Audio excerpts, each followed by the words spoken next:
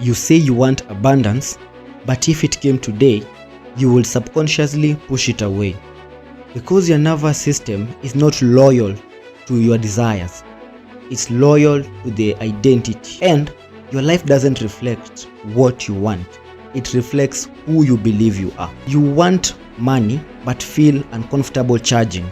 You want growth but feel safer in struggle. You want love but distrust it when it comes. You want success but procrastinate every time an opportunity arises. This is where it gets interesting.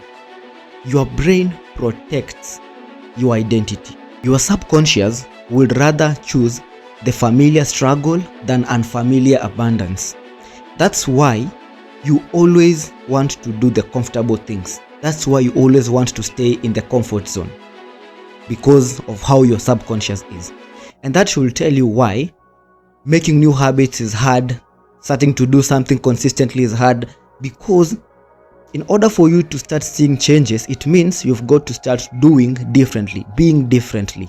But since your subconscious is wired to always prefer the familiar things, then when you try to attempt to do things which are unfamiliar unto it, you do them, but you fail to become consistent. After a while, you go back to your factory settings.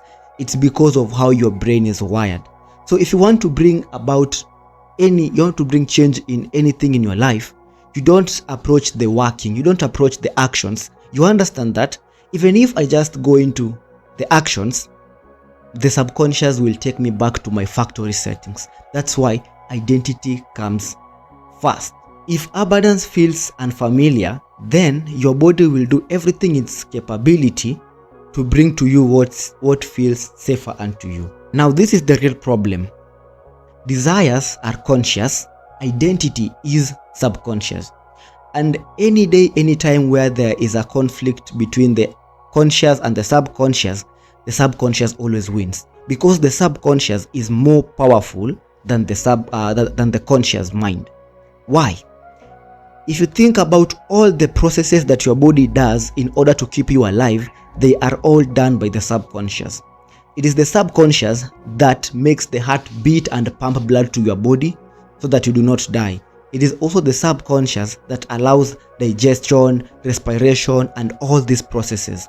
That's why you don't sit and consciously tell the body or the heart, pump the blood so that I do not die. These things are done automatically. And that is why the subconscious is more powerful than the conscious mind. That being said, you should also know that you do not manifest what you want. You manifest what feels safe unto you. So you ask yourself, and you have to ask yourself these serious questions. Does abundance feel normal to you? Does peace feel normal to you? If not, your nervous system will reject. If those things don't feel normal to you, your nervous system will reject anything that brings you closer unto those things. So in order to bring about a change into this problem that we have between the conscious and the subconscious, between the current self and the desired self, you have to apply this technique or these steps in order for you to shift from the current to the desired. So step number 1, you have to identify your emotional baseline. This means you have to understand, what do you feel or what do you experience most of the time? Is it lack? Is it anxiety? Is it struggle? That is the step 1, awareness. Step 2, you have got to stop forcing and start expanding. What do we mean by this? Instead of saying, I am a millionaire, say something like, I am becoming someone who is comfortable with more. Step number 3 is you rehearse safety in abundance. So how do you do this? Now, you have got to imagine your desired state. How will life be when you have already achieved your desired state? Imagine that. And as you're imagining it, notice any changes in emotional state. Notice any tension, in short. Notice any tension. If there is tension of any sort, you've got to breathe it out or regulate your nervous system.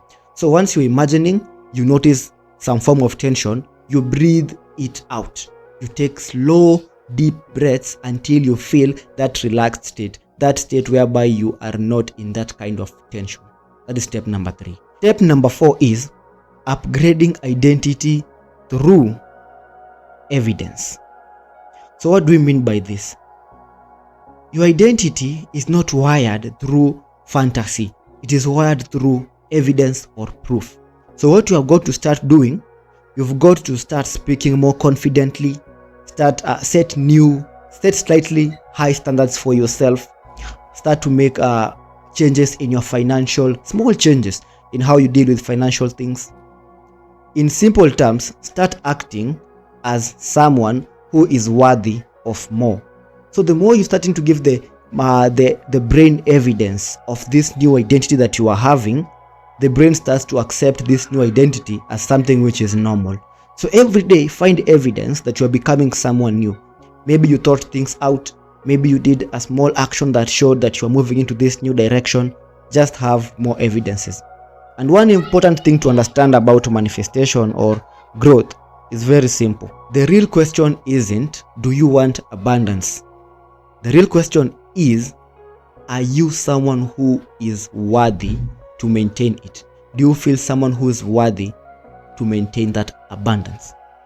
So most of you are going to watch this video, feel inspired, and then go back to being the same person that you are. And that serves as no change. But if you really want to shift at the core, I work privately with a small group of people.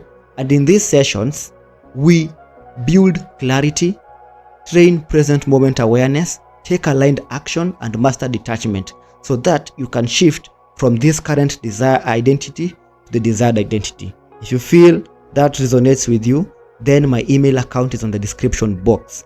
Reach me out and apply to see if you are compatible to work with us. And I'll see you on the next one. Stay safe, stay blessed, and stay awakened.